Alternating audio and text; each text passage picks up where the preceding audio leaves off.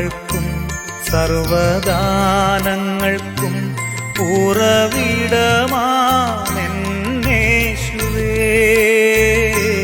സർവ നന്മകൾക്കും സർവദാനങ്ങൾക്കും ഉറവിടമാണെന്നേശുവേ.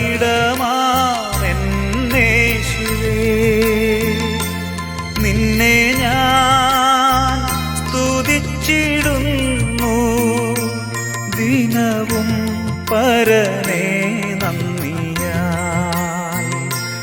നിന്നെ ഞാൻ സ്തുതിച്ചിടുന്നു ദിനവും പരനേ നന്ദിയാൽ.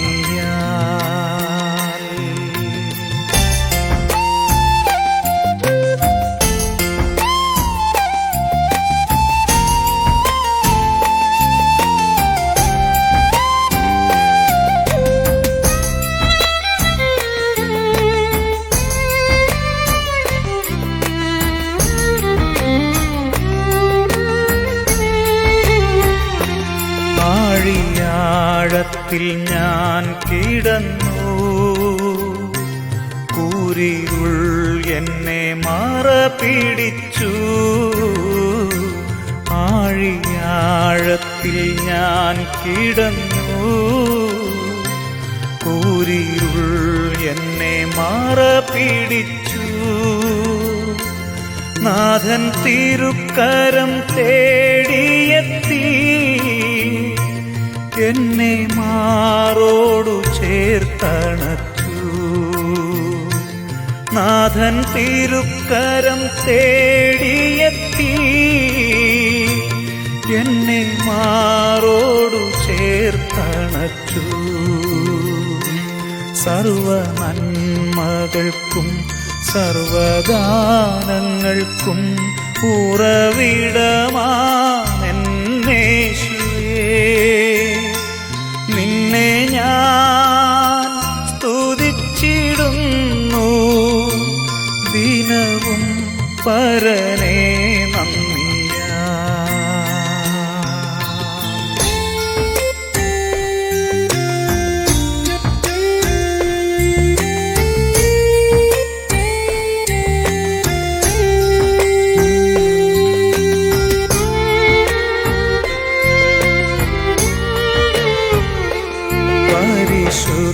പരിശുദ്ധാത്മാവാൽ നിറയ്ക്ക അനുദിനവും എന്നെ പരനേ.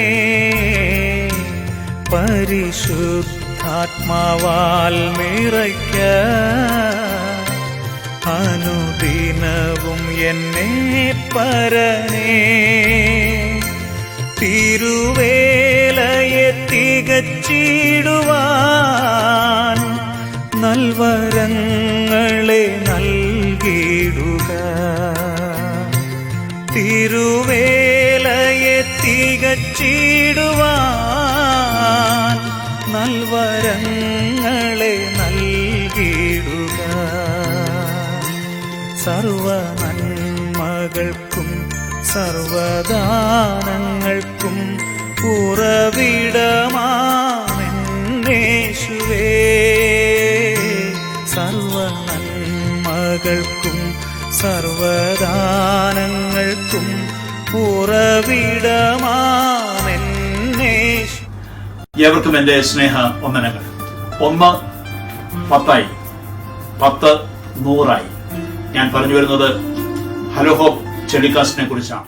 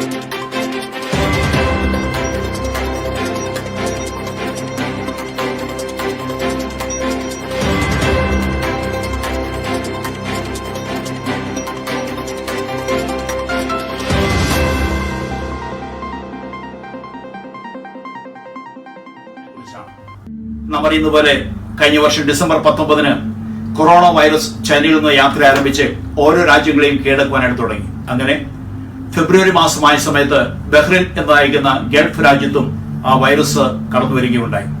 വളരെയധികം മതസ്വാതന്ത്ര്യം അനുഭവിച്ചുകൊണ്ടിരിക്കുന്ന ഒരു രാജ്യമാണ് ബഹ്റിൻ.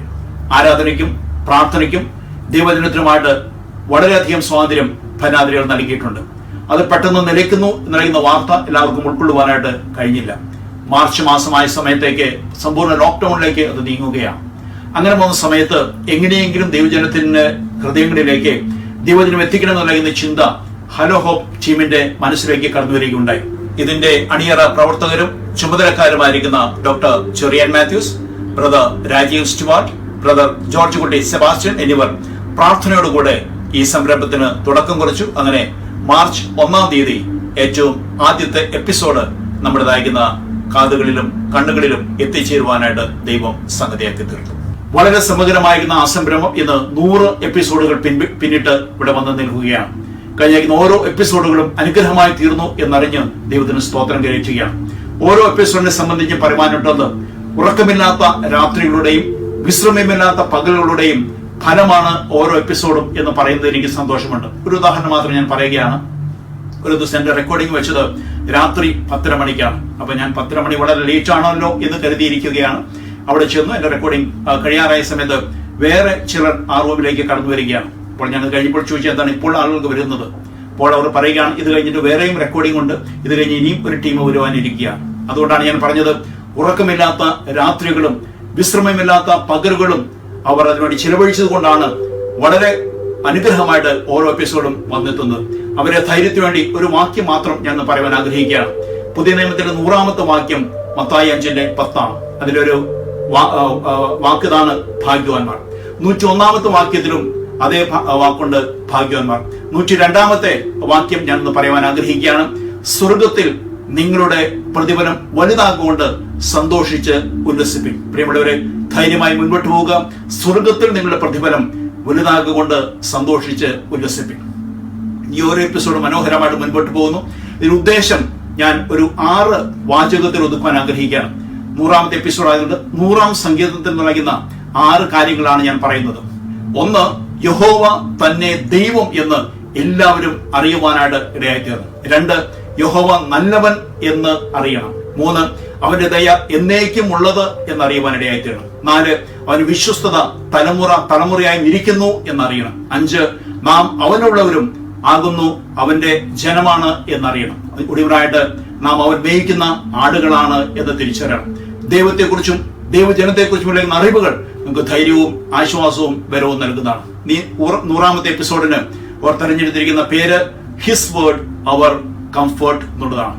അവന്റെ ദൈവത്തിന്റെ വചനമാണ് നമ്മുടെ ആശ്വാസം. എത്രയോ സത്യമാണ്. ആശ്വാസപ്രദനായിരിക്കുന്ന ദൈവത്തിന്റെ ആത്മാവ് നമ്മുടെ ആശ്വാസത്തിനായിട്ടും അനുഗ്രഹത്തിനായിട്ടും ആനന്ദത്തിനായിട്ട് തന്നിരിക്കുന്ന ഈ വചനം നമുക്ക് ഓരോരുത്തരും അനുഗ്രഹമായിട്ട് വരും ദിവസങ്ങളിൽ തീരുവാൻ ദൈവം സഹായിക്കുമാറാണ്. 100 എപ്പിസോഡുകളിൽ ഏകദേശം 100ഓളം പ്രതിഭകൾക്ക് അവർ സംബന്ധിക്കുവാനായിട്ടും പങ്കെടുക്കുവാനായിട്ടും ഇടയായി തീർന്നിട്ടുണ്ട് എന്നുള്ളത് സ്തോത്രത്തിനായിട്ട് ഓർമ്മിപ്പിക്കാം. സഹോദരന്മാരിൽ നിന്ന് കുഞ്ഞുങ്ങളും പിന്നെ സഹോദരന്മാരും എല്ലാ പ്രായക്കാരെയും ഉൾപ്പെടുത്തിക്കൊണ്ട് സുവിശേഷ അഭിഗീത സഭകൾ മിക്കവാറും പങ്കെടുപ്പിച്ചുകൊണ്ട് ഇതുപോലെ നടത്താൻ വേറൊരു സംരംഭം ലോകത്തിൽ തന്നെ ഇല്ല എന്ന് തീർച്ചയായിട്ടും പറയുവാനായിട്ട് കഴിയുന്നതാണ്. ഇന്ന് നമുക്ക് 3 മനോഹരമായിരിക്കുന്ന ക്രിസ്തീയ ഗാനങ്ങളും 3 പ്രഭാഷണങ്ങളുമാണ് കേൾക്കുവാനായിട്ട് കഴിയുന്നത്. ഈ 3 പാട്ടുകാരെയും പേരുകൾ ആരംഭിക്കുന്നത് ജെ എന്ന അക്ഷരത്തിലാണ്. സഹോദരി ജെസ്സി ബെൻസൺ, സഹോദരി ജെസ്സി ജോർജ് ആൻഡ് സഹോദരൻ ജേക്കബ് മാത്യു. ഞാനും ഒരു ജെ ആണ്. ഇന്നത്തെ പ്രഭാഷകന്മാരെ ഇനീഷ്യൽസ് ആരംഭിക്കുന്നത് പി എന്ന അക്ഷരത്തിലാണ്. Doctor PC Abraham, pastor PC Varghese and pastor PM Joy. ഇവര് 3 പേരും ബഹ്റിനിലായിരിക്കുന്ന ക്രിസ്തീയ വേദികളിലെ നിറ സാന്നിധ്യമാണ്. ദീർഘ സമയ പ്രഭാഷണ വിദഗ്ധരായിരിക്കുന്ന പോലെ തന്നെ ദശനിമിഷ പ്രഭാഷണത്തിലും ഇവർ വിദഗ്ധന്മാരാണ്. എന്ന് പറഞ്ഞാൽ 10 മിനിറ്റ് സംസാരിക്കുന്നത്. കർത്താവ് യേശുക്രിസ്തു പറഞ്ഞതുപോലെ നല്ല അംശമാണെങ്കിൽ അല്പം മതി എന്ന് കർത്താവ് പറയുകയുണ്ടായല്ലോ. ശുശ്രൂഷയും അനുഗ്രഹിക്കട്ടെ. നമുക്ക് ഒരു വാക്ക് പ്രാർത്ഥിക്കാം. നല്ലവനും വിശ്വസ്തനുമായിരിക്കുന്ന ഞങ്ങളുടെ ദൈവമേ, ഈ 100ാമത്തെ എപ്പിസോഡിലേക്ക് ഞങ്ങളെ കൊണ്ടുവന്നതിനായിട്ട് തിരുനാമത്തിന് സ്തോത്രം. കഴിഞ്ഞ ഓരോ എപ്പിസോഡുകൾ അനുഗ്രഹമാക്കി അവിടുന്ന് തീർത്തു അനുഗ്രഹത്തെ കാണുവാനും അനുഗ്രഹിക്കപ്പെടുവാനും ആശ്വസിപ്പാനും ആയി തീർന്നതിനായിട്ട് നാം സ്തോത്രം. ഞങ്ങൾ ചിന്തിക്കുന്ന പോലെ അവിടുത്തെ വചനമാണ് ഞങ്ങളുടെ ആശ്വാസം. ഇന്ന് കേൾക്കുന്നതായിരിക്കുന്ന 3 ഗാനങ്ങളും 3 സന്ദേശങ്ങളും ഞങ്ങളുടെ അനുഗ്രഹത്തിനും ആശ്വാസത്തിനുമായി തീർക്കണം എന്ന് പ്രാർത്ഥിക്കുന്നു. ക്രിസ്തുവിന്റെ അനുഗ്രഹത്തിന്മേൽ ഉണ്ടാകണമേ. ക്രിസ്തു യേശുവിന്റെ പരിശുദ്ധമായിരിക്കുന്ന നാമത്തിൽ തന്നെ. ആമേൻ.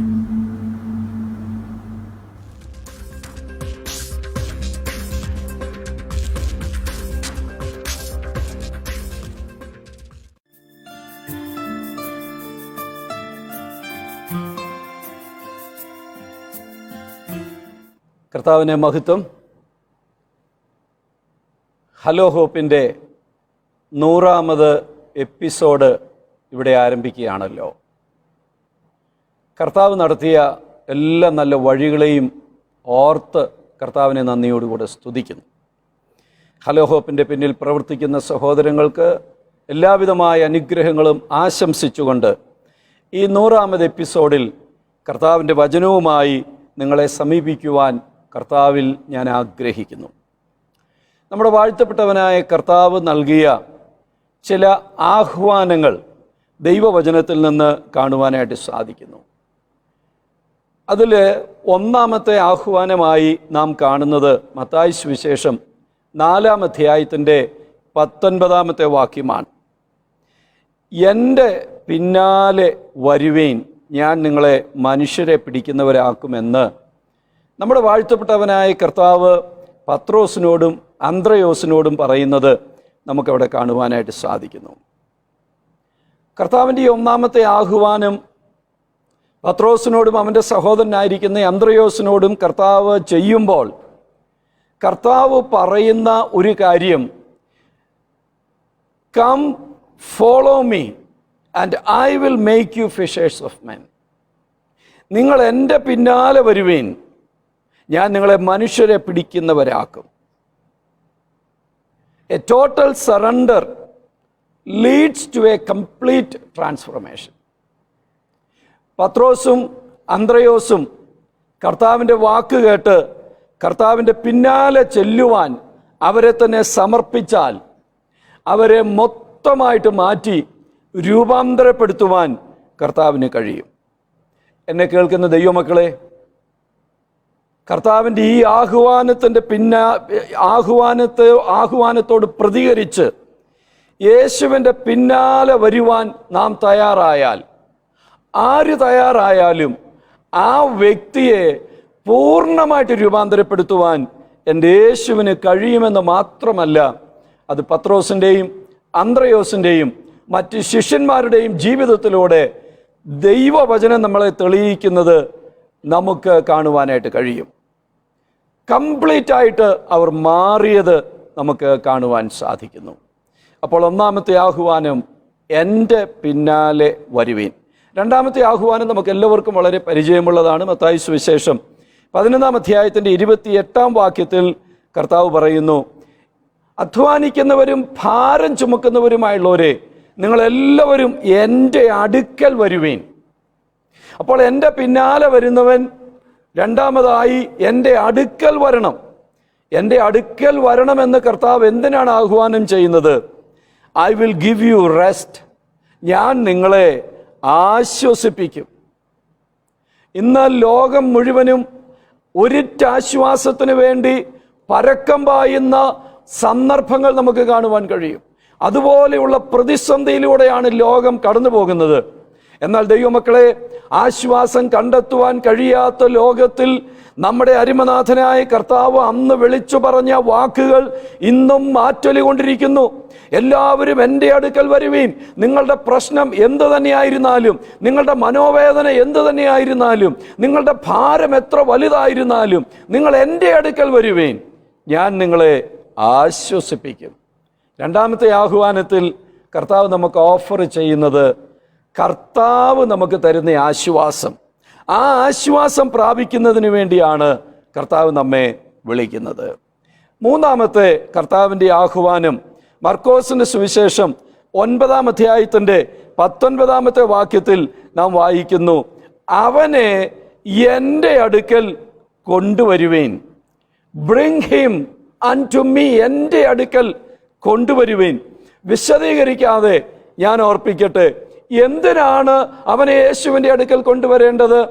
പത്രോസ്, യാക്കോബ്, യോഹന്നാൻ എന്നീ 3 പ്രിയപ്പെട്ടവരുമായി യേശു മറുരൂപ മലയിലേക്ക് കയറിപ്പോകുന്ന കാര്യങ്ങളൊക്കെ ആ അധ്യായത്തിൻ്റെ പ്രാരംഭ ഭാഗങ്ങളിൽ വായിക്കുവാൻ കഴിയുന്നു. അവൻ മലയിൽ നിന്ന് ഇറങ്ങി വന്നതിന് ശേഷം കാണുന്ന കാഴ്ചകളിൽ ഒന്ന് എന്ന് പറയുന്നത്, ശേഷം 9 ശിഷ്യന്മാര്, അവരെ ചുറ്റിപ്പറ്റി നിൽക്കുന്ന വലിയൊരു സമൂഹം, അവരുമായി വാദിക്കുന്നു, തർക്കിക്കുന്നു. ഇതെല്ലാം കണ്ടുകൊണ്ട് യേശു ഇറങ്ങി വന്നിട്ട് അവരോട് ചോദിക്കുന്നു, നിങ്ങൾ എന്താണ് ഇവരുമായിട്ട് വാദിക്കുകയും തർക്കിക്കുകയും ഒക്കെ ചെയ്യുന്നത് എന്ന് കർത്താവ് അവരോട് ചോദിക്കുന്നു. കാര്യങ്ങൾ മനസ്സിലാക്കിയ കർത്താവ് അവരോട് പറയുകയാണ്, അവനെ എൻ്റെ അടുക്കൽ കൊണ്ടുവരുവീൻ. എന്തിനാണ് യേശുവിൻ്റെ അടുക്കൽ കൊണ്ടുവരേണ്ടത്? 2 കാര്യങ്ങൾക്ക് വേണ്ടിയാണ്. ഒന്ന്, ടു പ്രൊട്ടക്ട് ഹിസ് ഡിസൈപ്പിൾസ്. പരാജയ ഭീതിയിൽ നിൽക്കുന്ന ശിഷ്യന്മാർ, അവർക്ക് അസാധ്യമായി എന്ന് പറഞ്ഞ് പരാജയത്തോടുകൂടി നിൽക്കുന്ന ശിഷ്യന്മാരെ നിരാശയോടുകൂടി അയക്കാനല്ല, അവരെ ധൈര്യപ്പെടുത്തുന്നതിന് വേണ്ടി, അവരെ പ്രൊട്ടക്റ്റ് ചെയ്യുന്നതിന് വേണ്ടി യേശു പറഞ്ഞു, അവനെ എൻ്റെ അടുക്കൽ കൊണ്ടുവരുവീൻ. രണ്ടാമത് യേശു പറഞ്ഞതിൻ്റെ ഉദ്ദേശം, ടു സേവ് എ ലൈഫ്. ജീവൻ അപഹരിക്കുവാൻ പിശാച് വാതുകെട്ടി നിൽക്കുമ്പോൾ ആ വ്യക്തിയെ രക്ഷിക്കുന്നതിന് വേണ്ടി, അവനെ ജീവനിലേക്ക് മടക്കി കൊണ്ടുവരുന്നതിന് വേണ്ടി, അവനെ പിശാചിന്റെ അധീനതയിൽ നിന്ന് വിടുവിക്കുന്നതിന് വേണ്ടി യേശു പറഞ്ഞു, അവനെ എൻ്റെ അടുക്കൽ കൊണ്ടുവരുവീൻ. നമുക്കറിയാവുന്ന ഭാഗമാണല്ലോ. ആ ഭാഗത്ത് നമുക്ക് കാണുവാൻ കഴിയുന്ന ഒരു കാര്യം, വീട്ടിൽ വന്നതിന് ശേഷം ഞങ്ങൾക്കതിനെ പുറത്താക്കുവാൻ കഴിയാതിരുന്നത് എന്ത് എന്ന് യേശു അവരോട് ചോദിക്കുന്നത് യേശുവിനോട് അവർ ചോദിക്കുന്നത് നമുക്ക് മനസ്സിലാക്കുവാൻ കഴിയും. അവിടെ 3 കാര്യങ്ങളാണ് ശിഷ്യന്മാരുടെ പരാജയത്തിന് കാരണമായി ആ അധ്യായം നമ്മെ പഠിപ്പിക്കുന്നത്. ഒന്നാമത്തെ കാര്യം വേഴ്സ് 29, മർക്കോസിന്റെ സുവിശേഷം 9-ാം അധ്യായത്തിന്റെ 29-ാം വാക്യം കർത്താവ് പറഞ്ഞു, പ്രാർത്ഥനയാൽ അല്ലാതെ ഈ ജാതി ഒന്നിനാലും നീങ്ങിപ്പോകയില്ല. പറഞ്ഞതിൻ്റെ അർത്ഥം, നിങ്ങളുടെ പ്രാർത്ഥന കുറവാണ്, നിങ്ങൾക്ക് പ്രാർത്ഥനയിൽ പോരാടുവാൻ കഴിഞ്ഞിട്ടില്ല. ആ പ്രാർത്ഥനയുടെ പരാജയമാണ് നിങ്ങൾ ഈ പ്രതിസന്ധിയിൽ പരാജയപ്പെട്ടത്. അതാണ് കർത്താവ് ഒന്നാമത് പറഞ്ഞത്. രണ്ടാമത് വേഴ്സ് 33-ൽ കർത്താവ് പറഞ്ഞു, നിങ്ങൾ വഴിയിൽ വെച്ച് തമ്മിൽ വാദിച്ചത് എന്താണ്? അവർ വഴിയിൽ വെച്ച് വാദിച്ചത്, തങ്ങളിൽ ആരാണ് വലിയവൻ, അല്ലെങ്കിൽ തങ്ങളിൽ ആരാണ് ഇനി ലീഡറാകാൻ പോകുന്നത്. ഈ വിഷയം അവർ വാദിക്കുകയാണ്, തർക്കിക്കുകയാണ്. Jesus preparing his crucifixion and the disciples disputing who is next. അതിനെക്കുറിച്ച് അവർ വാദിക്കുന്ന ഒരു സ്വഭാവം നമുക്കവിടെ കാണുവാനായിട്ട് സാധിക്കുന്നു. കർത്താവ് ക്രൂശീകരണത്തിന് വേണ്ടി ഒരുക്കപ്പെടുമ്പോൾ കർത്താവിനോട് കൂടെ ചേർന്ന് നിൽക്കേണ്ട ഈ ശിഷ്യന്മാർ വാദിക്കുന്നു, തർക്കിക്കുന്നു. 38-ാം വാക്യത്തിൽ 3-ാമത്തെ കാര്യം കാണുവാൻ കഴിയുന്നു. യോഹന്നാൻ യേശുവിനോട്, ഗുരു, ഒരുവൻ നിന്റെ നാമത്തിൽ ഭൂതങ്ങളെ പുറത്താക്കുന്നത് ഞങ്ങൾ കണ്ടു, ഞങ്ങൾ അവനെ വിരോധിച്ചു. മറ്റുള്ളവരെ അക്സെപ്റ്റ് ചെയ്യുവാൻ കഴിയാത്ത ഒരു മനോഭാവം ശിഷ്യന്മാർക്കുണ്ടായപ്പോൾ പ്രതിസന്ധിയിൽ അവർ പരാജയപ്പെട്ടു. പരാജയപ്പെട്ട ശിഷ്യന്മാരെ തള്ളിക്കളയുകയല്ല, അവരെ രക്ഷിക്കുന്നതിന് വേണ്ടി യേശു പറഞ്ഞു, അവനെ എൻ്റെ അടുക്കൽ കൊണ്ടുവരുവീൻ. കർത്താവ് അവനെ സൗഖ്യമാക്കി. 2 കാര്യം, ശിഷ്യന്മാരെ രക്ഷിച്ചു, ആ മരണത്തിന് വേണ്ടി മല്ലടിക്കുന്ന ആ ബാലകനെയും യേശു രക്ഷിക്കുന്നു. 4-ാമത്തെ യേശുവിൻ്റെ ആഹ്വാനം, ലൂക്കോസിന്റെ സുവിശേഷം 10-ാം അധ്യായത്തിന്റെ 3-ാം വാക്യത്തിൽ കർത്താവ് പറഞ്ഞു, പോകുവീൻ, ഗോ എന്നുള്ള കർത്താവിൻ്റെ ആഹ്വാനം. എന്തിനു വേണ്ടിയാണ്? 70 പേരെ കർത്താവ് വേർതിരിച്ചിട്ട് അവരോട് പറഞ്ഞു, നിങ്ങൾ പോകുവീൻ എന്ന് പറഞ്ഞ് അവരെ ഈരണ്ടായി അയക്കുന്ന കാര്യങ്ങൾ നമുക്ക് കാണുവാൻ കഴിയുന്നു. To proclaim the kingdom and to proclaim the gospel. ദൈവരാജ്യത്തെ പ്രസംഗിക്കുവാൻ, സുവിശേഷത്തെ പ്രസംഗിക്കുവാൻ അവർക്ക് അധികാരം കർത്താവ് കൊടുത്തു. ആ അധികാരം എക്സസൈസ് ചെയ്യുവാൻ അവരോട് പറയുന്നു, പോകുവീൻ. എന്നെ കേൾക്കുന്ന ദൈവമക്കളെ, ഈ ആഹ്വാനം ഏറ്റെടുക്കുവാൻ നാം തയ്യാറുണ്ടോ? 5-ാമത്തെ ആഹ്വാനം, യോഹന്നാന്റെ സുവിശേഷം 21-ാം അധ്യായത്തിന്റെ 12-ാമത്തെ വാക്യത്തിൽ നാം വായിക്കുന്നു, come and have breakfast with me. എന്നോട് കൂടെ നിങ്ങൾ വന്ന് പ്രാതൽ കഴിച്ചുകൊള്ളുവീൻ എന്ന് കർത്താവ് പറഞ്ഞ് ശിഷ്യന്മാരെ വിളിക്കുന്നത് കാണുവാനായിട്ട് സാധിക്കും. അതിൻ്റെ പശ്ചാത്തലമൊക്കെ നമുക്കറിയാം, ഞാൻ അതിലേക്ക് കടക്കുന്നില്ല. Come and dine with me. എന്നോടുകൂടെ വന്ന് പ്രാതൽ കഴിക്കുക, എന്നോടുകൂടെ വന്ന് ഭക്ഷണം കഴിക്കുക. എന്തിനു വേണ്ടിയാ കർത്താവ് ആ ആഹ്വാനം ചെയ്യുന്നത്? കർത്താവിൻ്റെ ഹൃദയം അവരുമായിട്ടൊന്ന് പങ്കുവെക്കുവാൻ, കർത്താവിൻ്റെ ഹൃദയത്തിലുള്ള സഭയെക്കുറിച്ചുള്ള പ്ലാനും പദ്ധതിയും ഒന്ന് ഏൽപ്പിക്കുന്നതിന് വേണ്ടി കർത്താവ് അവരെ അങ്ങനെ വിളിക്കുവാൻ ഇടയായി തീർന്നു. ഞാൻ എൻ്റെ വാക്കുകളെ ഇവിടെ ചുരുക്കട്ടെ. ഇന്ന് ദൈവസന്നിധിയിൽ നമ്മളായിരിക്കുമ്പോൾ ഈ 5 ആഹ്വാനങ്ങളോടുള്ള ബന്ധത്തിൽ നമ്മൾ എങ്ങനെ പ്രതികരിക്കുന്നു? ഒന്നാമത്തെ ആഹ്വാനം, എൻ്റെ പിന്നാലെ വരുവീൻ. എൻ്റെ പിന്നാലെ വരുന്നത് ഒരു കംപ്ലീറ്റ് ട്രാൻസ്ഫോർമേഷന് വേണ്ടിയാണ്, സമ്പൂർണമായ രൂപാന്തരത്തിന് വേണ്ടി. രണ്ടാമത്തെ ആഹ്വാനം, എൻ്റെ അടുക്കൽ വരുവീൻ. എന്തിന്? ആശ്വാസം കൈക്കൊള്ളുവാൻ. മൂന്നാമത്തേത്, എൻ്റെ അടുക്കൽ കൊണ്ടുവരുവീൻ. എന്തിന്? നിന്റെ പ്രശ്നങ്ങൾ പരിഹരിക്കപ്പെടുവാൻ. നാലാമത്തേത്, പോകുവീൻ. എന്തിന്? രാജ്യത്തെ പ്രതിനിധീകരിക്കുവാൻ. അഞ്ചാമത്തേത്, come and dine with me. എന്തിനു വേണ്ടി? നിയോഗങ്ങൾ ഏറ്റെടുക്കുന്നതിന് വേണ്ടി. ഈ ദൈവിക ആഹ്വാനങ്ങൾ നമുക്ക് ഏറ്റെടുക്കാം. ദൈവമായ കർത്താവ് നമ്മെ സഹായിക്കട്ടെ. ഈ 100ാമത് എപ്പിസോഡ് ഇനിയും കർത്താവ് അധികമായി വർദ്ധിപ്പിക്കട്ടെ എന്ന് പ്രാർത്ഥിച്ചുകൊണ്ട് ഞാൻ ഈ ചിന്തകളെ അവസാനിപ്പിക്കുന്നു. കർത്താവിൻ്റെ നാമം വാഴ്ത്തപ്പെടട്ടെ. ആമേൻ.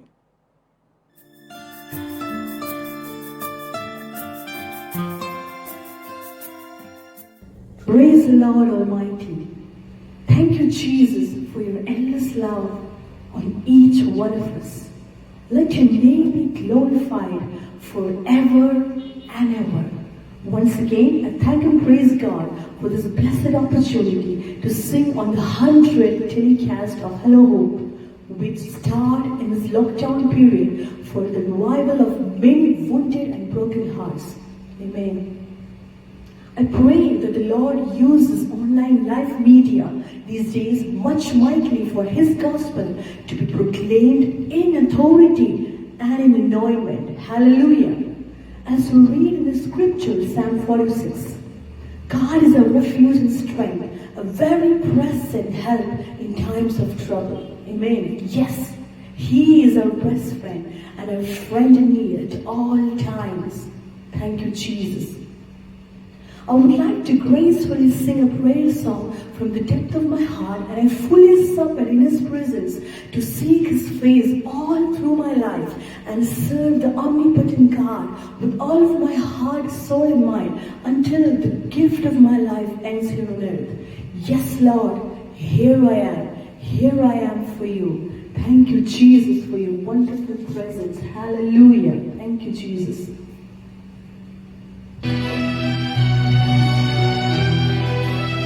Hallelujah. We praise you, Jesus.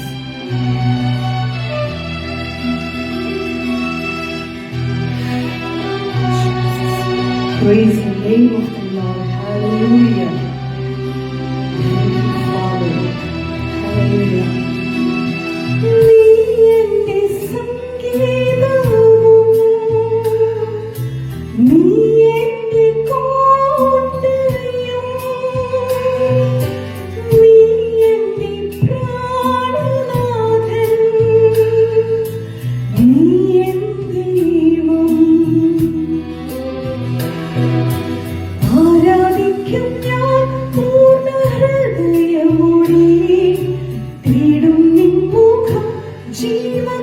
ജീവകാലമെല്ലാം സേവിച്ചിടും ഞാൻ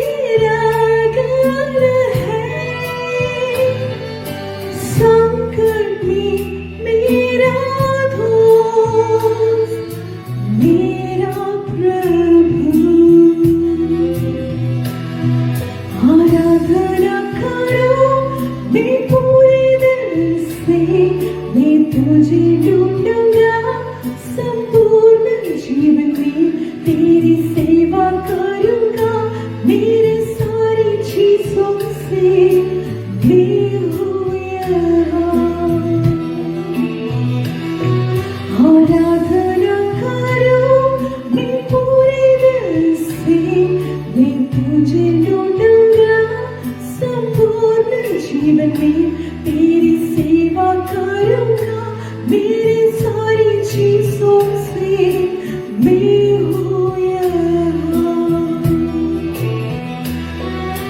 मैं हूँ यहाँ प्रभु, मैं हूँ यहाँ प्रभु, मैं हूँ यहाँ प्रभु, मैं हूँ यहाँ।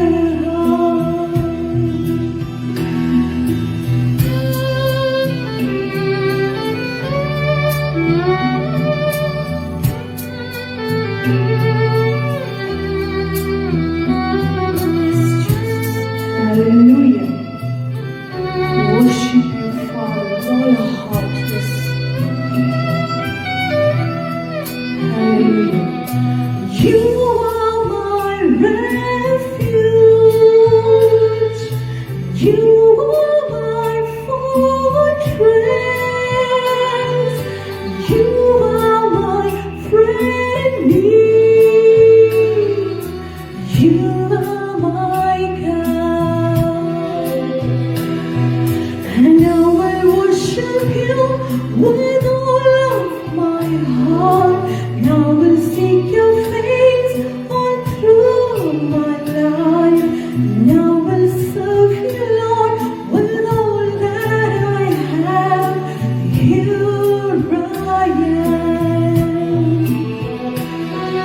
And I will worship you with all of my heart. Now I will seek your face all through my life. Now I will serve you, Lord, with all that I have. Here I am. Here I am, oh Lord. Here I am, oh Lord. Here I am, oh Lord. Here I am. Thank you, Jesus, for your presence. God bless you all. Thank you.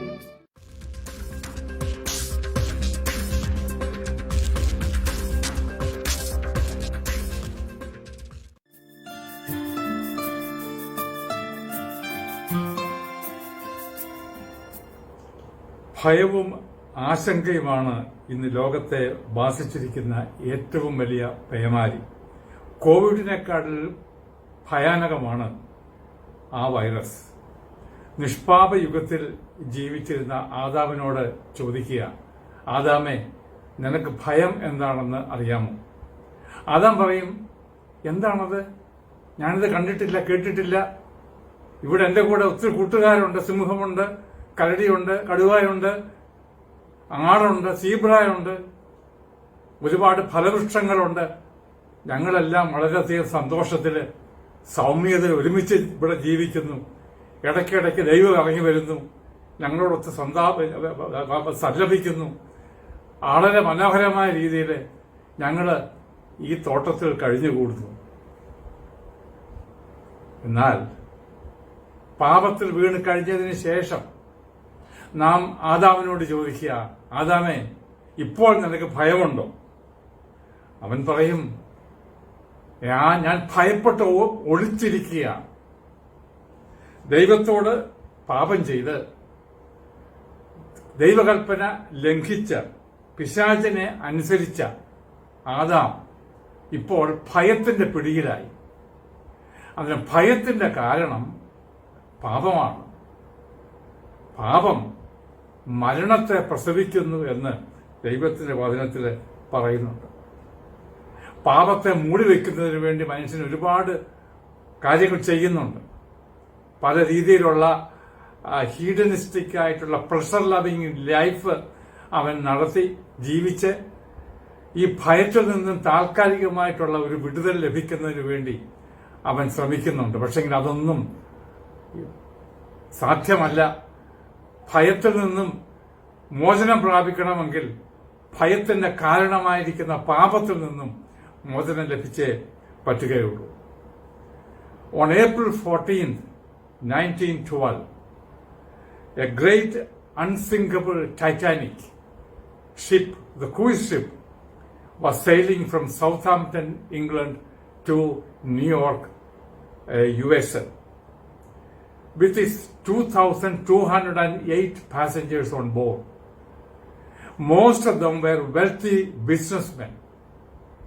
There were dancers, singers, and all those entertainers joined to make the life of the passengers enjoyable throughout the journey.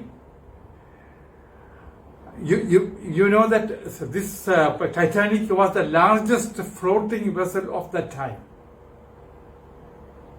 The builders of the ship were proud, and that was making its maiden journey, the first journey of the ship from Southampton to New York.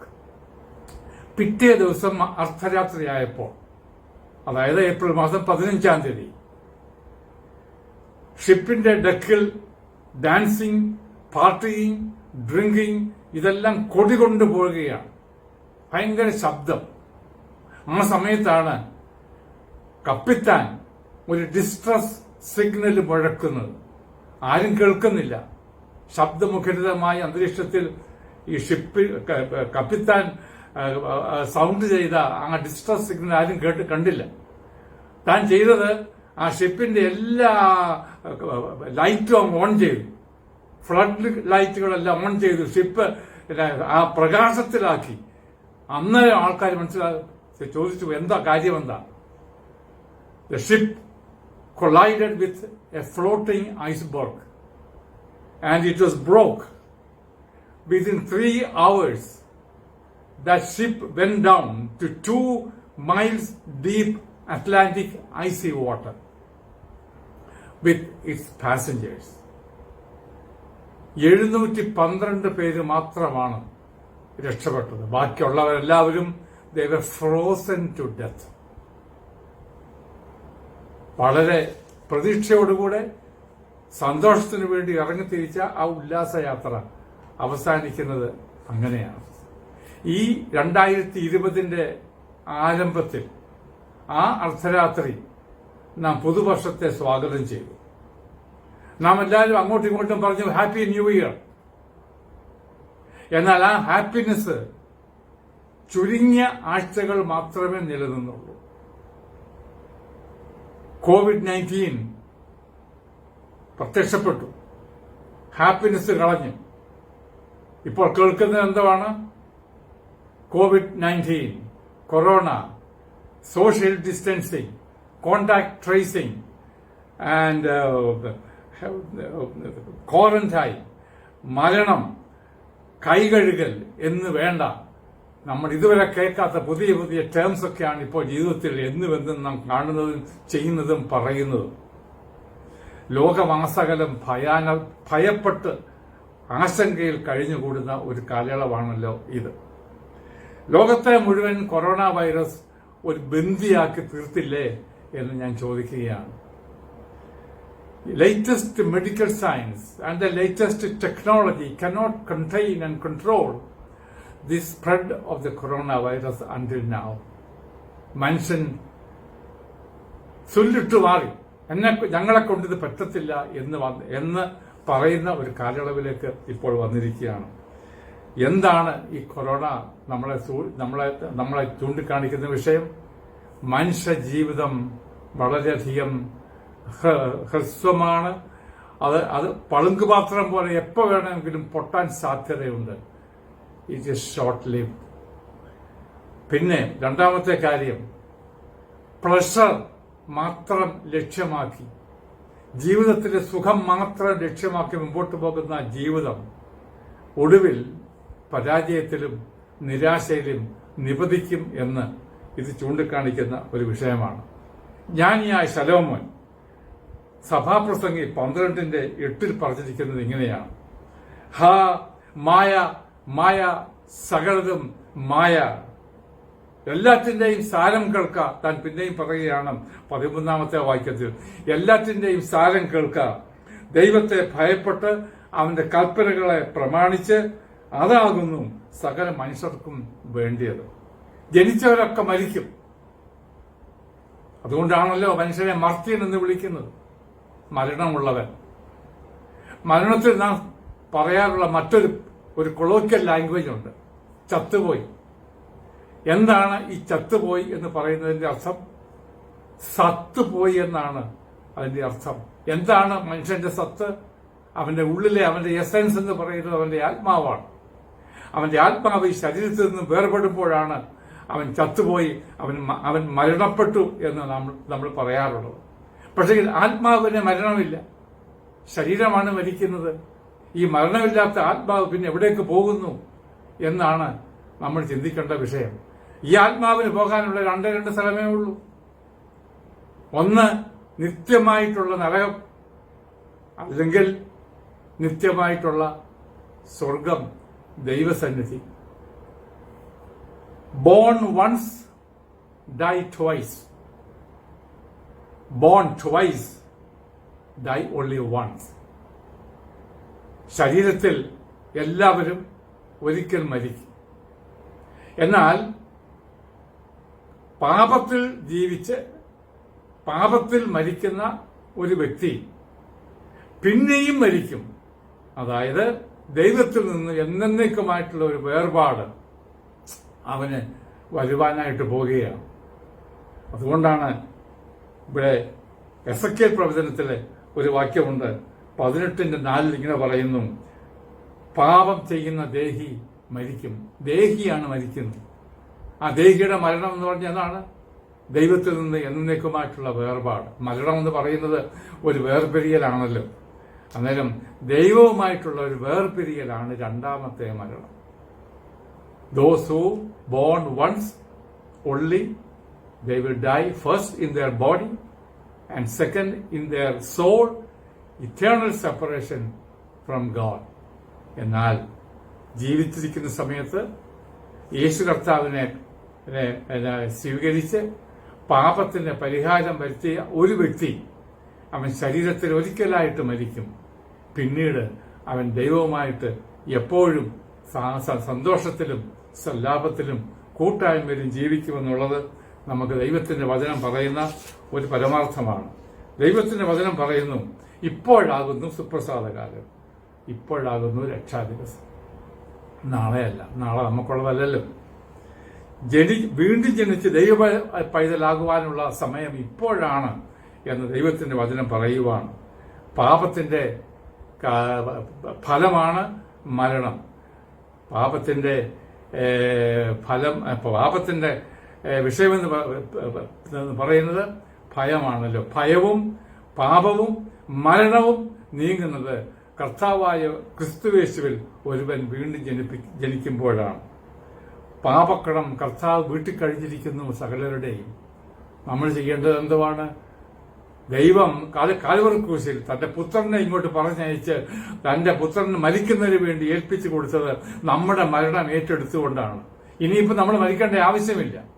നമ്മൾ മരിക്കുന്നെങ്കിൽ അത് നമ്മുടെ സ്വന്തം ചോയ്സാണത്. അതുകൊണ്ട് ദൈവം നമുക്ക് വേണ്ടി നൽകി തന്ന ആ രക്ഷാമാർഗം സ്വീകരിച്ച് ദൈവപൈതലായിട്ട് തീരുവാൻ തക്കവണ്ണം ഉള്ള ആഹ്വാനം ഞാൻ നിങ്ങൾക്ക് തരികയാണ്. The Lord Jesus Christ paid a debt that he didn't owe. And that debt we couldn't pay. We were the people who owed that debt and we couldn't pay. But he paid that debt on our behalf. Why? To take us to a place where we could not go, heaven. To give us salvation that we could not buy. So he gave us a free gift. All what we need to do is accept the free gift and praise God and thank Him and live as a child of God. മരിച്ച് അടക്കപ്പെട്ട് പുനരുത്ഥാനം ചെയ്ത് ഇന്നും ജീവിക്കുന്ന ഒരുവൻ മാത്രമേ ഉള്ളൂ അങ്ങനെയുള്ളത്. അത് നമ്മുടെ കർത്താവായ യേശുക്രിസ്തുവാണ്. താൻ പറയുന്നത്, ഞാൻ തന്നെ പുനരുത്ഥാനവും ജീവനുമാകുന്നു. എന്നിൽ വിശ്വസിക്കുന്നവൻ മരിച്ചാലും ജീവിക്കും. യോഹന്നാന്റെ സുവിശേഷം 11-ാം അധ്യായത്തിന്റെ 25-ഉം 26-ഉം വാക്യങ്ങളാണ് ഞാൻ കോട്ട് ചെയ്തത്. ക്രിസ്തുവിൽ വിശ്വസിക്കൂ, രക്ഷ പ്രാപിക്കൂ, രണ്ടാം മരണത്തിൽ നിന്നും മോചനം പ്രാപിക്കൂ. കർത്താവായ യേശുക്രിസ്തുവിന്റെ മരണമാണല്ലോ ഇതിന് കാരണം. നിൻ മരണം കൊണ്ടെന്റെ വന്നരകം നീയകറ്റി, നിൻ മഹത്വം തേടിയിനി എൻകാലം കഴിപ്പാൻ കൃപ ചെയ്യണമേ, എൻകാലം കഴിപ്പാൻ കൃപ ചെയ്യണമേ. ദേവേശ യേശുപരാ ജീവനെനിക്കായി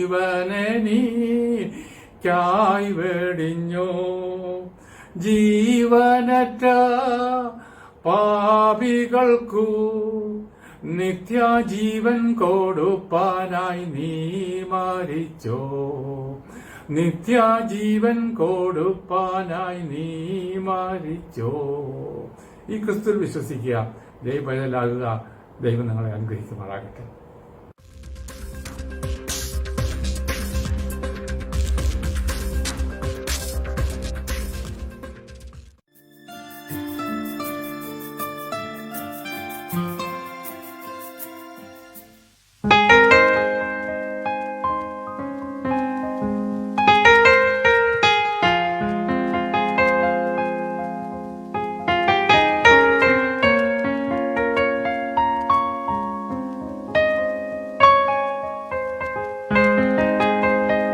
നീ എൻ സ്വന്തം,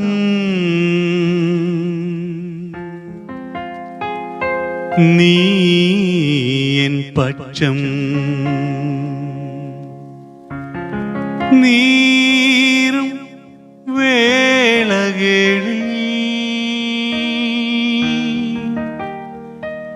ആഴിൻ ആഴങ്ങളിൽ ആനന്ദം നീ എനിക്ക്.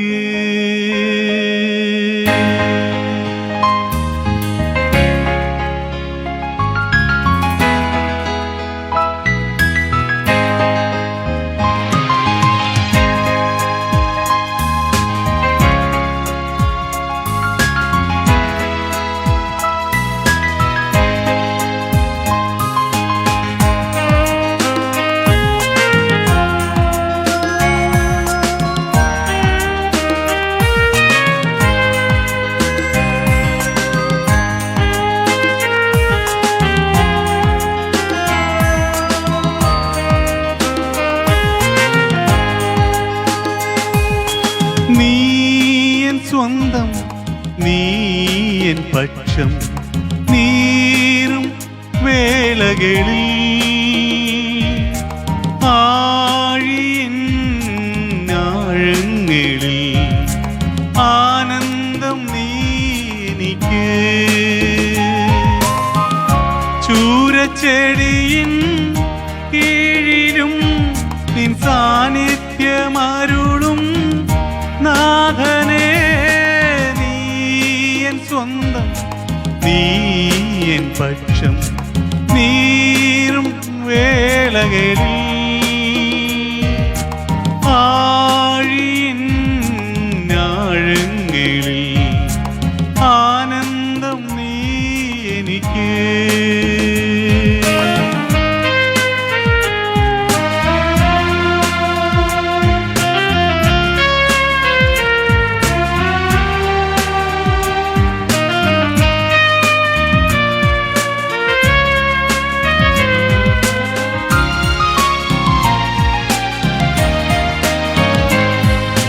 ചൂടേ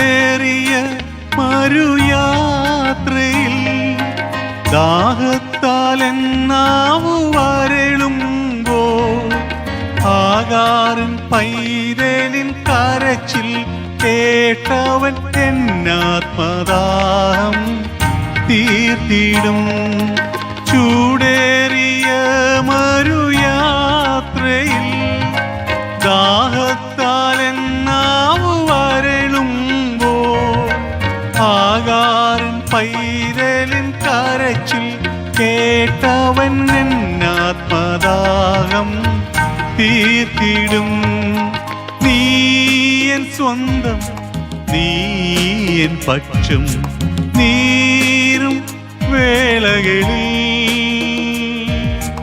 ആഴിയിൻ ആഴങ്ങളിൽ ആനന്ദം നീ എനിക്ക്.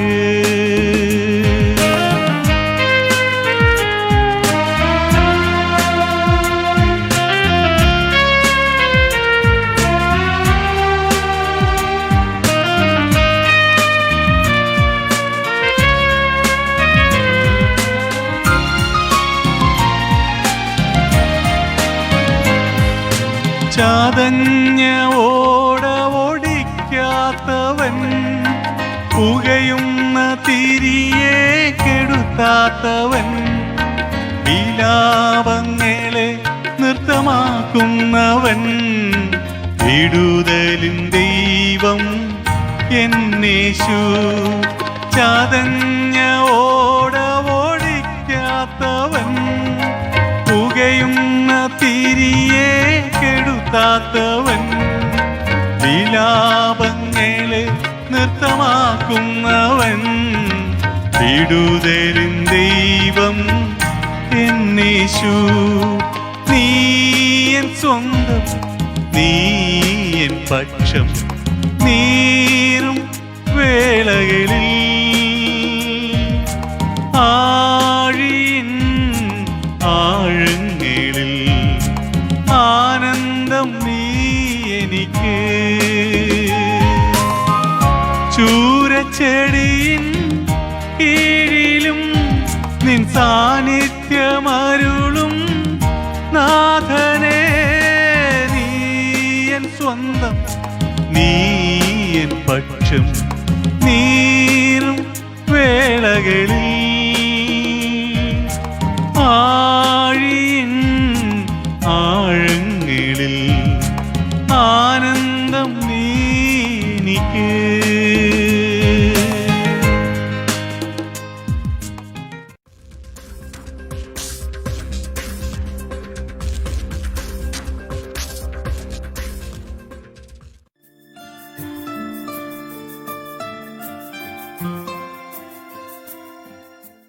Price the Lord. വേഗം വരുന്ന കർത്താവായ യേശു ക്രിസ്തുവിൻ്റെ വിലയേറിയ നാമത്തിൽ എല്ലാ ശ്രോതാക്കൾക്കും വന്ദനം. ദൈവവചനവുമായി ഒരു പ്രാവശ്യം കൂടെ നിങ്ങളുടെ മുൻപാകെ നിൽക്കുവാൻ എന്നെ ബലപ്പെടുത്തിയ കർത്താവിൻ്റെ വലിയ കൃപയ്ക്കായി നന്ദിയോടെ സ്തോത്രം ചെയ്യുന്നു. അല്പസമയം ദൈവവചനത്തിൽ നിന്ന് നാം ചിന്തിക്കുവാൻ പോകുകയാണ്. ഒരു വാക്ക് നമുക്ക് പ്രാർത്ഥിച്ചുകൊണ്ട് ഈ വചനധ്യാനം തുടങ്ങാം. വാഴ്ത്തപ്പെട്ട ദൈവമേ, സ്വർഗ്ഗസ്ഥ പിതാവേ, അടിയങ്ങൾക്ക് നൽകിയ ഈ വിലപ്പെട്ട സമയത്തിനായി സ്തോത്രം. ഞങ്ങളുടെ ജീവിതത്തിൽ ലഭിക്കാവുന്ന ഏറ്റവും സുവർണ അവസരമാണ് ദൈവസന്നിധിയിൽ കടന്നു വരിക, ദൈവവചനം ധ്യാനിക്കുക എന്നുള്ളത്. അങ്ങനെ ഈ ദേശത്ത് ഞങ്ങൾക്കൊരവസരം കൂടെ ദാനമായി നൽകിയ വലിയ ദൈവത്തിൻ്റെ കൃപയ്ക്കായി ഞങ്ങൾ നന്ദി പറയുന്നു. അല്പസമയം ഞങ്ങൾ ധ്യാനിക്കുമ്പോൾ അത് മനസ്സിലാക്കുവാൻ പരിശുദ്ധാത്മാവിൻ്റെ വലിയ കൃപയ്ക്കു വേണ്ടി അടിയങ്ങൾ യാചിക്കുകയാണ്. എല്ലാ ശ്രോതാക്കളെയും അവിടുന്ന് ആശീർവദിക്കണമേ, യേശുവിൻ്റെ വലിയൊരു നാമത്തിൽ തന്നെ. ഇന്ന് രാത്രിയിൽ അല്പസമയം നാം ചിന്തിക്കുവാൻ പോകുന്ന വിഷയം പങ്കാളിത്തം, ഈ കാലഘട്ടത്തിൻ്റെ ആവശ്യം. നമുക്ക് അല്പസമയം ദൈവവചനം ധ്യാനിക്കുവാൻ തക്കവണ്ണം വചനത്തിൽ നിന്ന് ഒരു ഭാഗം വായിക്കുവാൻ തക്കവണ്ണം താല്പര്യപ്പെടുകയാണ്. സഭാപ്രസംഗി 4-ാം അധ്യായത്തിൻ്റെ 9 മുതൽ 12 വരെയുള്ളതായ വാക്യങ്ങൾ. ഒരുവനേക്കാൾ ഇരുവർ ഏറെ നല്ലത്, അവർക്ക് തങ്ങളുടെ പ്രയത്നത്താൽ നല്ല പ്രതിഫലം കിട്ടും. വീണാൽ ഒരുവൻ മറ്റവനെ എഴുന്നേൽപ്പിക്കും. ഏകാകി വീണാൽ അവനെ എഴുന്നേൽപ്പിപ്പാൻ ആരുമില്ലായ്ക കൊണ്ട് അവന് അയ്യോ കഷ്ടം. രണ്ടുപേർ ഒന്നിച്ചു കിടന്നാൽ അവർക്ക് കുളിർ മാറും. ഒരുത്തൻ തന്നെ ആയാലോ എങ്ങനെ കുളിർ മാറും? ഒരുത്തനെ ആരെങ്കിലും ആക്രമിച്ചാൽ രണ്ടുപേർക്കും അവനോട് എതിർത്ത് നിൽക്കാം. മുപ്പിരി ചരട് വേഗത്തിൽ അറ്റുപോകയില്ല.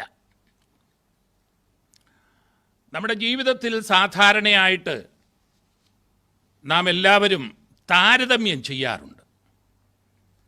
നാം ഒരു സാധനം വാങ്ങിക്കുവാൻ പോയാൽ പലയിടത്ത് കയറും, എന്നിട്ട് ഒരു തീരുമാനത്തിലെടുക്കും. നമ്മൾ ആദ്യമേ കണ്ടതാണ് ഇപ്പോൾ കണ്ടതിനേക്കാൾ നല്ലത്. നമ്മുടെ യുവാക്കളൊക്കെ വിവാഹം കഴിക്കുവാൻ തക്കവണ്ണം ഉള്ള സമയമാകുമ്പോൾ അവർ പല പെൺകുട്ടികളെ കാണും. പലത് കണ്ടു കഴിഞ്ഞിട്ട് അവരൊരു താരതമ്യം ചെയ്തിട്ട് നാം ഏറ്റവും ഒടുവിൽ കണ്ടതാണ് കുറേ കൂടെ നല്ലത്, ആദ്യത്തെ ഇതിനേക്കാൾ നല്ലത്. അപ്പം നല്ല ഒരു കാര്യമാണ് ഇവിടെ സഭാപ്രസംഗി പറയുന്നത്. അത് എനിക്ക് കൂടുതൽ ആയിട്ട് വിവരിക്കുവാൻ തക്കവണ്ണം സമയത്തിൻ്റെ പരിമിതി ഉള്ളതുകൊണ്ട് ഞാൻ നേരിട്ട് ചില കാര്യങ്ങളിലേക്ക് പ്രവേശിക്കുകയാണ്. സഭാപ്രസംഗി ആ പുസ്തകത്തെക്കുറിച്ച് തന്നെ ഒത്തിരി വിമർശനങ്ങൾ ഒക്കെ ഉണ്ട്. പലർക്കും പല ചോദ്യങ്ങളുണ്ട്. ഇത് എപ്പോഴെഴുതിയതാണ്, എങ്ങനെ നമുക്ക് ഇത് ദൈവവചനം തന്നെയാണോ എന്നൊക്കെയുള്ളതായ സംശയങ്ങളും ചോദ്യങ്ങളും ഒക്കെ നമുക്ക് കാണാം. ദൈവവചനത്തിൽ തന്നെ ഞാൻ മുൻപേ പറഞ്ഞതായ കാര്യത്തിനെ താരതമ്യപ്പെടുത്തി പറയുന്നത് നമുക്ക് കാണുവാൻ തക്കോണം സാധിക്കും. നമ്മൾ 1 ശമൂവേലിൻ്റെ പുസ്തകം 15-ാം അധ്യായത്തിൻ്റെ 22-ാം വാക്യം വായിക്കുന്നതായ സന്ദർഭത്തിൽ അവിടെ ഒരു കാര്യം നമുക്ക് കാണുവാൻ തക്കോണം സാധിക്കുന്നു. അനുസരിക്കുന്നത് യാഗത്തെക്കാളും ശ്രദ്ധിക്കുന്നത് മുട്ടാടുകളുടെ മേധസ്സിനേക്കാളും നല്ലത്. ദൈവത്തെ അനുസരിക്കുന്നതാണ് ദൈവം കൈക്കൊള്ളും പ്രസാദിക്കുമെന്ന് വിചാരിച്ച് നാം ചെയ്യുന്ന പല കാര്യങ്ങളും ദൈവകൽപ്പന അനുസരിക്കാതെ അത് ചെയ്താൽ അതല്ല നല്ലത്, അനുസരിക്കുന്നതാണ് നല്ലതെന്ന് അവിടെ പറയുന്നു. അതുപോലെ തന്നെ സദൃശവാക്യം 15-ാം അധ്യായത്തിൻ്റെ 17-ാം വാക്യത്തിൽ നാം ഇങ്ങനെ വായിക്കുന്നു: ദേഷ്യമുള്ളിടത്തെ തടിപ്പിച്ച കാളയേക്കാൾ സ്നേഹമുള്ളിടത്തെ ശാഖഭോജനം നല്ലത്. നോക്കൂ, രണ്ടും ഭക്ഷണമാണ്. എന്നാൽ അത് തമ്മിൽ താരതമ്യം ചെയ്യുമ്പോൾ അവിടെ പറയുന്നത് ദേഷ്യമുള്ളിടത്ത് നിന്ന് എത്ര വലിയ മൃഷ്ടാന്ന ഭോജനം ഒരുക്കിയാലും അതിനേക്കാൾ നല്ലത് സ്നേഹമുള്ളിടത്തു നിന്ന് ലഭിക്കുന്ന ശാഖഭോജനമാണ് നല്ലത്. അപ്പോൾ ഈ താരതമ്യം വേദപുസ്തകത്തിൻ്റെയും ഒരു ശൈലി തന്നെയാണ്. ഇവിടെ ഈ പുസ്തകത്തിൻ്റെ പ്രത്യേകത നാം മനസ്സിലാക്കുന്നതായ സന്ദർഭത്തിൽ അവിടെ പ്രശ്നപൂരിതമായ മനുഷ്യ ജീവിതത്തിലെ യാഥാർത്ഥ്യങ്ങളെ സത്യസന്ധമായി നമ്മെ പഠിപ്പിക്കുന്ന ഒരു പുസ്തകമാണ് ഈ സഭാപ്രസംഗി എന്ന് പറയുന്നത്. അമേരിക്കയിലുള്ളതായ ഏറ്റവും പ്രസിദ്ധനായ ഒരു നോവലിസ്റ്റ് ഹെർമൻ മെൽവിലെ ഇങ്ങനെ അഭിപ്രായപ്പെടുകയുണ്ടായി: the truest of all books, എല്ലാ പുസ്തകങ്ങളെക്കാൾ സത്യസന്ധതയുള്ള ഒരു പുസ്തകമാണ് ഈ സഭാപ്രസംഗി എന്നാണ് പറഞ്ഞിരിക്കുന്നത്. മറ്റെല്ലാ കാര്യത്തെക്കാളും അവിടെ വിവരിച്ചു പറയുന്നത് വീണുപോയ ലോകത്തിൻ്റെ നിരർത്ഥകരമായ വഞ്ചനയുടെയും ഫലമില്ലായ്മയുടെയും ഒക്കെ കാര്യം ചൂണ്ടിക്കാണിക്കുന്ന ഒരു പുസ്തകമാണ് ഇത്. പല ചോദ്യങ്ങൾ നമുക്ക് ഇവിടെ ചോദിക്കുന്നത് കാണുവാൻ തക്കോണം സാധിക്കും. ജീവിതം ജീവിക്കുവാൻ തക്കവണ്ണം ഉതകുന്നതാണോ? അല്ലെങ്കിൽ എന്തുകൊണ്ട് ലോകത്തിൽ ഇത്രയധികം പ്രയാസങ്ങളും അനീതികളും ഒക്കെ ഉളവാകുന്നു? എനിക്കെന്തുകൊണ്ട് സന്തോഷിക്കുവാൻ തക്കവണ്ണം കഴിയുന്നില്ല എന്ന് വേണ്ട. ഇത് എഴുതിയിരിക്കുന്നതായ വ്യക്തി എന്ന് പറയുന്നത് ജീവിതത്തിൻ്റെ എല്ലാവിധമായ ആഡംബരകരമായ സുഖസൗകര്യങ്ങളിൽ കഴിഞ്ഞുകൂടിയ വ്യക്തിയാണ്. മറ്റെല്ലാവരെക്കാളും ജ്ഞാനമുള്ളതായ വ്യക്തിയാണ്. അദ്ദേഹത്തെ പോലെ ഇത്ര പരിജ്ഞാനത്തോടെ ജ്ഞാനത്തോടെ ദൈവം തന്നെ നൽകിയതായ ജ്ഞാനത്തോടെ ഭരിച്ച ഒരു രാജാവ് വേറെയില്ല. എന്നിട്ടും എല്ലാം ഒടുവിൽ നിരാശയിൽ കലാശിക്കുന്നത് നമുക്ക് കാണുവാൻ തക്കോടെ സാധിക്കും. ഇവിടെ നാം മനസ്സിലാക്കേണ്ടതായ ഒരു കാര്യം, ദൈവത്തെക്കാൾ, ദൈവം നമുക്ക് തരുന്നതിനേക്കാൾ ലോകം വെച്ചു നീട്ടുന്നതായ ചില കാര്യങ്ങളിലേക്ക് നമ്മുടെ ശ്രദ്ധയെ തിരിച്ച് അതിൻ്റെ പിന്നാലെ പോകുന്ന എല്ലാവർക്കും ഈ ഗതി തന്നെ ഉണ്ടാകും. അതുകൊണ്ട് വളരെ ഭയഭക്തിയോടെ നാം ജീവിക്കേണ്ടത് ആവശ്യമാണ്.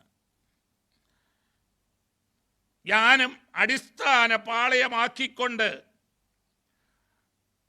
ബൗദ്ധികവും പ്രായോഗികമായിട്ടുള്ള ചോദ്യങ്ങൾ പലതും നമുക്ക് ഈ പുസ്തകത്തിൽ കാണാം. അതിൻ്റെ ഉത്തരം കണ്ടുപിടിക്കുമ്പോൾ ജീവിതത്തിൽ പല കാര്യങ്ങളും നമുക്ക് ഏറ്റവും ഒടുവിൽ ദൈവത്തെ തന്നെ ഭയപ്പെട്ട് ദൈവകരങ്ങളിലേക്ക് തന്നെ വീഴുവാൻ തക്കവണ്ണം ഇടയായിത്തീരുന്ന ഒരനുഭവം.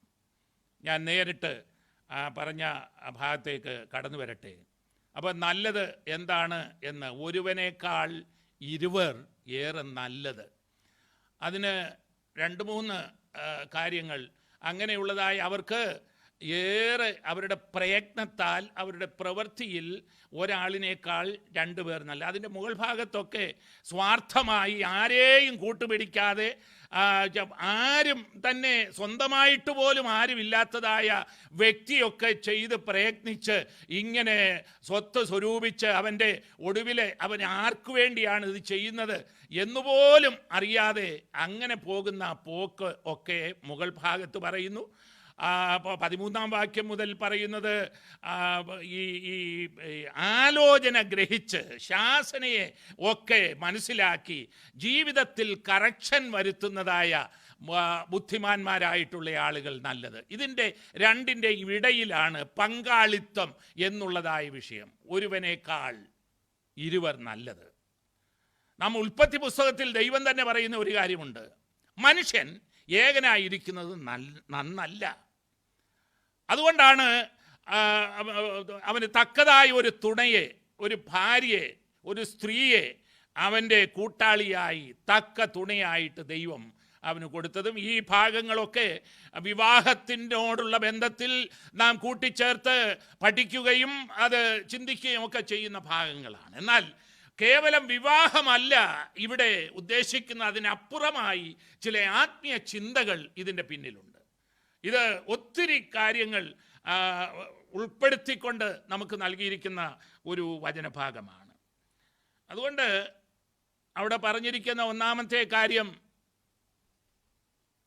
അവരുടെ പ്രയത്നത്തിൽ 2 പേര് കൂടി ചെയ്യുന്നതാണ് ഏറ്റവും നല്ലത്. ഏറിയ പ്രതിഫലം അവർക്ക് കിട്ടും. രണ്ടാമത് 10-ാം വാക്യത്തിൽ പറയുന്നത്, 2 പേരുണ്ടെങ്കിൽ ഒരാൾ വീണാൽ മറ്റേ ആൾ സഹായത്തിനായി കടന്നു വന്ന് അവനെ എഴുന്നേൽപ്പിക്കാം. 2 പേർ ഒന്നിച്ച് കിടന്നാൽ അവർക്ക് തണുപ്പുള്ളതായ സമയത്ത് അന്യോന്യം അവരുടെ ചൂട് പറ്റി ആ കുളിർ മാറും എന്നുള്ളതായ കാര്യം. ഏറ്റവും ഒടുവിൽ പറയുന്നത്, ആരെങ്കിലും ശത്രുക്കൾ ആക്രമിക്കാൻ വന്നാൽ ഒരാൾ മാത്രമേ ഉള്ളൂ എങ്കിൽ അവിടെ തോൽവി സംഭവിക്കും എന്നാൽ 2 പേരുണ്ടെങ്കിൽ ആ ശത്രുവിനോട് എതിർത്ത് നിൽപ്പാൻ തക്കവണ്ണം സാധിക്കും. ഇതാണ് ജീവിതത്തിൽ പ്രായോഗികമായിട്ട് ഈ ഒരുമയുടെ പങ്കാളിത്തം എന്നുള്ളതായ വിഷയം. നാം ഇപ്പോൾ ഈ കാലഘട്ടത്തിൽ ഏറ്റവും അത്യാവശ്യമുള്ളതായ ഒരു കാര്യമാണ് പങ്കാളിത്തം എന്ന് പറയുന്നത്. ആത്മീയമായിട്ടുള്ള വിഷയത്തിലേക്ക് നാം കടന്നു വരുന്നതായ സന്ദർഭത്തിൽ നമ്മളുടെ പ്രവർത്തനങ്ങളൊക്കെ പങ്കാളിത്തത്തോടുകൂടെ ചെയ്യുന്നതായ സന്ദർഭത്തിൽ അത് ഏറ്റവും വലിയ പ്രതിഫലമാണ് ലഭിക്കുന്നത്. കർത്താവ് തന്നെ ശിഷ്യന്മാരെ വിടുന്നത് ഒറ്റയ്ക്ക് വിടുന്നില്ല, അവരെ ഈരണ്ടായിട്ട് വിടുന്നതായിട്ട് നാം കാണുന്നുണ്ട്. അവര് അപ്പോസ്തലന്മാരും യോഹന്നാനും പത്രോസും യോഹന്നാനും ഒരുമിച്ച്, അതുപോലെ ശിഷ്യന്മാരുടെ പ്രവർത്തനങ്ങളെല്ലാം 2 വീതവും പങ്കാളിത്തത്തോടു കൂടെ ആയിരുന്നു. കർത്താവിൻ്റെ ഉപദേശം തന്നെ ഭൂമിയിൽ 2 പേർ ഐകമത്യപ്പെട്ട് പ്രാർത്ഥിക്കുമ്പോൾ, മത്തായി സുവിശേഷം 18-ാം അധ്യായത്തിൽ നമുക്കത് വായിക്കുവാൻ തക്കവണ്ണം സാധിക്കുന്നുണ്ട്. 2 പേർ ഐകമത്യപ്പെട്ട്. അപ്പം ആത്മീയമായി നമ്മുടെ പ്രവർത്തനത്തിൽ നമുക്ക് കൂട്ടു സഹോദരന്മാർ ഉണ്ടായിരിക്കണം. ആരാധനയ്ക്ക് ഒരു ഫെലോഷിപ്പ് നമുക്ക് ഉണ്ടായിരിക്കണം. അത് കഴിഞ്ഞിട്ട് ആ വിഷയത്തിൽ തന്നെ ആത്മീയമായി നാം ഒറ്റയ്ക്ക് നടന്നു കഴിഞ്ഞാൽ ആത്മീയമായ ക്ഷീണം നമുക്ക് ഉണ്ടാകും, നാം തണുത്തുപോകും. അങ്ങനെയുള്ളതായ അവസരത്തിൽ നമ്മെ ഒന്ന് ഉത്തേജിപ്പിക്കുവാൻ തക്കവണ്ണം നമ്മുടെ തണുപ്പനായിട്ടുള്ള ക്ഷീണമായിട്ടുള്ള വിഷയങ്ങളൊക്കെ മാറി പിന്നെ ഈ ഉന്മേഷം പ്രാപിക്കുവാൻ തക്കവണ്ണം ഒരു വ്യക്തിയെങ്കിലും കൂടെ ഉണ്ടെങ്കിൽ അത് നമുക്ക് എത്രയോ നമ്മുടെ ജീവിതയാത്രയിൽ തീർച്ചയായിട്ടും ഇടയ്ക്കിടയ്ക്ക് മന്ദതയുണ്ടാകും, തണുപ്പുണ്ടാകും. അവിടെ നമുക്ക് എപ്പോഴാണ് ഒരു ഉണർവുണ്ടാകുന്നത്? നല്ല ഒരു കൂട്ടു സഹോദരനെ കിട്ടുമ്പോൾ. അതുപോലെ ശത്രുവായവൻ ആക്രമണത്തിന് തയ്യാറായി മുൻപോട്ട് കടന്നു വരുന്നതായ സന്ദർഭത്തിൽ കൂട്ടു സഹോദരന്മാരുടെ പ്രാർത്ഥനയും അവരുടെ സഹകരണവും ഒക്കെ നമ്മെ ശത്രു തോൽപ്പിക്കുവാൻ കഴിയാത്ത നിലയിൽ നമുക്ക് എത്രയോ ആശ്വാസമാണ്. അതുകൊണ്ട് ഈ പങ്കാളിത്തത്തിൻ്റെ വില ഇന്ന് രാത്രിയിൽ എല്ലാ ശ്രോതാക്കളും നന്നായി മനസ്സിലാക്കണം. ഇവിടെ ഒടുവിൽ താൻ പറഞ്ഞ 2 പേരെ കടത്തി കഴിഞ്ഞിട്ട് അത് മൂന്നാമത് മുപ്പിരിച്ചരട് വേഗത്തിൽ അറ്റുപോകയില്ല. മൂന്നാമത് ഒരു വ്യക്തിയും കൂടെ അവിടെ കടന്നു വരുന്നു. ആ മൂന്നാമത്തെ ആ വ്യക്തി ആ മുപ്പിരിച്ചരട് വേഗത്തിൽ അതിൻ്റെ ശക്തി എത്ര ശക്തമായിട്ട് അത് നിലകൊള്ളും. അത് ദൈവമാണെങ്കിൽ അത് ഏറ്റവും നല്ലതാണ്. ഇതിനെയൊക്കെ വ്യാഖ്യാനിക്കുമ്പോഴാണ് അത് കുടുംബജീവിതത്തിൽ കർത്താവിൻ്റെ സാന്നിധ്യം, കർത്താവിനോട് ചേർന്നുള്ളതായ യേശു ക്രിസ്തു കേന്ദ്രീകൃതമായിട്ടുള്ളതായ ഒരു ജീവിതം, അതാണെങ്കിൽ ഏറ്റവും നല്ല ഒരു കാര്യം തന്നെയാണ്. ദൈവമക്കൾ എപ്പോഴും കർത്താവുമായിട്ടുള്ളതായ അഭേദ്യ ബന്ധത്തിൽ കഴിയണം. ദൈവമക്കൾ അന്യോന്യം കൂട്ടായ്മയിൽ കഴിയണം. ഈ കാലഘട്ടത്തിൽ നാം ഇന്ന് ലോകം മുഴുവനും അനുഭവിച്ചുകൊണ്ടിരിക്കുന്ന വലിയൊരു പ്രതിസന്ധി നേരിട്ടുകൊണ്ടിരിക്കുകയാണ്. അവിടെ സഭാ വ്യത്യാസമില്ലാതെ നമ്മൾ അന്യോന്യം വീണ്ടെടുക്കപ്പെട്ടതായ ദൈവമക്കൾ അന്യോന്യം എവിടൊക്കെ ഏതെല്ലാം ഏരിയയിൽ നമുക്ക് പങ്കാളിത്തത്തോടുകൂടെ കാര്യങ്ങൾ ചെയ്യുവാൻ തക്കോണം സാധിക്കുമോ ശത്രു ലജ്ജിച്ചു പോകും. 133-ാം സങ്കീർത്തനം നാം വായിക്കുന്നത് ഇതാ, സഹോദരന്മാർ ഒത്തൊരുമിച്ച് വസിക്കുന്നത് എത്ര ശുഭവും എത്ര മനോഹരവുമാകുന്നു. അത് വസ്ത്രത്തിൻ്റെ വിളമ്പിലേക്ക് നീണ്ടുകിടക്കുന്ന താടിയിലേക്ക്, അഹരോന്റെ താടിയിലേക്ക് തന്നെ ഒഴുകുന്നതായി അവൻ്റെ തലയിലെ വിശേഷ തൈലം പോലെയും. സിയോൻ പർവ്വതത്തിൽ പെയ്യുന്ന ഹെർമോന്യം മഞ്ഞുപോലെയും ആകുന്നു. അവിടെയല്ലോ യഹോവയുടെ അനുഗ്രഹവും ശാശ്വതമായുള്ള ജീവനും കൽപ്പിച്ചിരിക്കുന്നത്. സഹോദരന്മാർ ഒത്തൊരുമിച്ച് വസിക്കുന്നത്, പങ്കാളിത്വം, അത് സൗരഭ്യം പരത്തുന്നതാണ്, അത് ഉന്മേഷദായകമാണ്. അവിടെ ദൈവിക പ്രസാദമുണ്ടാകുന്നതാണ്. അവിടെ യഹോവയുടെ അനുഗ്രഹവും ശാശ്വതമായ നിലനിൽക്കുന്ന ജീവനും കൽപ്പിച്ചിരിക്കുന്നത് ഇങ്ങനെയുള്ള സ്ഥലത്താണ്. ചിതറിക്കിടക്കുന്ന നിസാര കാര്യത്തിനു വേണ്ടി അതെ ഫൈറ്റ് ചെയ്തുകൊണ്ടിരിക്കുന്ന, നിസാര കാര്യത്തിൽ പകയും വിദ്വേഷവും സ്നേഹവുമില്ലാതെ നടക്കുന്നതായ അതിന് ഇന്ന് രാത്രിയിൽ ഈ ചുരുങ്ങിയ ഒരു സന്ദേശത്തിൽ കൂടെ ദൈവത്തിൻ്റെ ആലോചന നമുക്ക് ലഭിച്ചിരിക്കുന്നു. നമുക്ക് കക്ഷി രാഷ്ട്രീയമൊക്കെ വിടിഞ്ഞ് ഒന്നായി തീരുവാൻ തക്കവണ്ണം, പങ്കാളിത്തത്തിൽ മുന്നോട്ട് പോകുവാൻ തക്കവണ്ണം ദൈവത്തിൻ്റെ കൃപ നമുക്ക് നൽകട്ടെ. ആമോസിൻ്റെ പ്രവചനം 3-ാം അധ്യായത്തിൽ 3-ാം വാക്യത്തിൽ നാം വായിക്കുന്നത്, രണ്ടുപേർ തമ്മിൽ ഒത്തിട്ടല്ലാതെ ഒരുമിച്ച് നടക്കുമോ?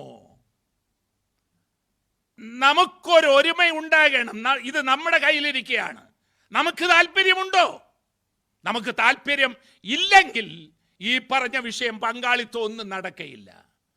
നമുക്ക് താല്പര്യമുണ്ടെങ്കിൽ തീർച്ചയായിട്ടും രണ്ടുപേർ തമ്മിൽ ഒത്തിട്ടല്ലാതെ ഈ പറഞ്ഞ കാര്യങ്ങളൊന്നും നടക്കയില്ല. അതുകൊണ്ട് ഈ ഒരുമയിലേക്ക് കടന്നു വരുവാൻ ദൈവത്തിൻ്റെ ആത്മാവ് ഈ ചെറിയ സന്ദേശത്തിൽ കൂടെ എല്ലാ ശ്രോതാക്കൾക്കും ഇടയാക്കട്ടെ എന്ന് ഉള്ളതായ പ്രാർത്ഥനയോടുകൂടെ ഞാൻ ഈ സന്ദേശം നിർത്തുന്നു. ഇങ്ങനെ ഒരു അവസരം ലഭിച്ചതിൽ ഞാനും ദൈവത്തെ നന്ദിയോടെ സ്തുതിക്കുന്നു, സ്തോത്രം ചെയ്യുന്നു. ഒരു വാക്ക് പ്രാർത്ഥിക്കട്ടെ. പ്രിയ കർത്താവേ, ഞങ്ങളെ അവിടുന്ന് കേൾപ്പിച്ച അനുഗ്രഹിക്കപ്പെട്ട വചനങ്ങൾക്കായി സ്തോത്രം. കർത്താവ് ഞങ്ങളെക്കുറിച്ച് ആഗ്രഹിക്കുന്നത് അവിടുന്ന് ഞങ്ങൾക്ക് നൽകിയിരിക്കുന്ന ആ സ്നേഹബന്ധത്തിൽ സ്നേഹം വർദ്ധിച്ച്, ദൈവമേ, ഞങ്ങൾ കൂട്ടായ്മയുടെ ആ ഊഷ്മളമായിട്ടുള്ള അനുഗ്രഹ സഹോദരങ്ങൾ ഒത്തൊരുമിച്ച് വസിക്കുമ്പോൾ ഉളവാകുന്ന ആ യഹോവയുടെ അനുഗ്രഹവും ശാശ്വതമായ ജീവനിൽ നിലനിൽപ്പാൻ തക്കവണ്ണം ഞങ്ങൾ അന്യോന്യം ഒക്കുവാൻ, ആ താല്പര്യത്തിൽ മുന്നേറുവാൻ ദൈവത്തിൻ്റെ ആത്മാവിൻ്റെ ഐക്യത സമാധാന ബന്ധത്തിൽ കാക്കുവാൻ ദൈവത്തിൻ്റെ കൃപ എല്ലാ ശ്രോതാക്കൾക്കും, അതിനുവേണ്ടി ആഗ്രഹിക്കുന്ന എല്ലാവർക്കും അവിടുന്ന് നൽകി കൊടുക്കണമേ കർത്താവേ. പിതാവിൻ്റെയും പുത്രൻ്റെയും പരിശുദ്ധാത്മാവിൻ്റെയും നാമത്തിൽ അടിയൻ എല്ലാവരെയും അനുഗ്രഹിച്ച് പ്രാർത്ഥിച്ച് അങ്ങയുടെ കരങ്ങളിൽ ഏൽപ്പിക്കുന്നു. അവിടുന്ന് വരുവാൻ ഏറ്റവും അടുത്തിരിക്കുന്നു. അതിനുവേണ്ടി ഞങ്ങൾ നോക്കിപ്പാർക്കുവാനും കൃപ ചെയ്യണമേ. യേശുവിൻ്റെ വലിയൊരു നാമത്തിൽ തന്നെ. ദൈവം എല്ലാവരെയും അനുഗ്രഹിക്കട്ടെ.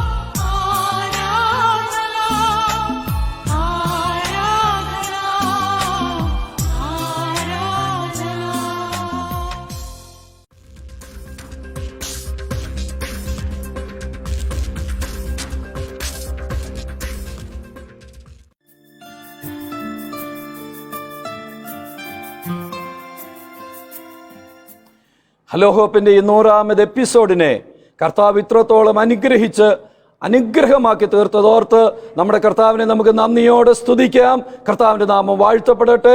ആശീർവാദത്തോടെ നമുക്ക് കടന്നു പോകാം. വീഴാതെ വണ്ണം നമ്മെ സൂക്ഷിച്ച് തൻ്റെ മഹിമാസന്നിധിയിൽ കളങ്കമില്ലാത്തവരായി ആനന്ദത്തോടെ നിർത്തുവാൻ കഴിയുന്ന പിതൃപുത്ര പരിശുദ്ധാത്മാവാം ത്രിയേക ദൈവത്തിൻ്റെ കൃപയും സാന്നിധ്യവും കാവലും പരിപാലനവും നമ്മെല്ലാവരോടും ഓർത്ത് പ്രാർത്ഥിച്ച എല്ലാ വിഷയങ്ങളോടുകൂടെയും ഇന്നുമെന്നും കർത്താവിൻ്റെ വരവുവരെയും ഉണ്ടായിരിക്കുമാറാകട്ടെ. ആമേൻ, ആമേൻ. Praise the lord. ഹല്ലേലൂയ.